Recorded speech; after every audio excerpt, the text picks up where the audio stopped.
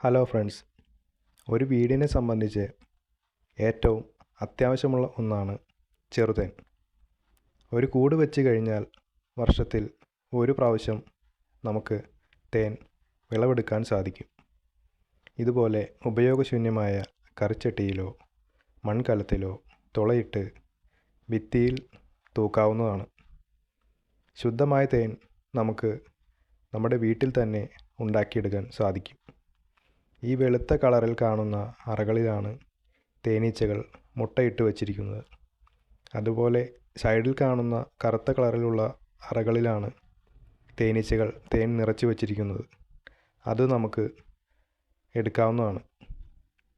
ഒരു കത്തിയോ സ്പൂണോ ഉപയോഗിച്ച് നമുക്ക് അടർത്തി പിന്നീട് പിഴിഞ്ഞെടുക്കാവുന്നതാണ്.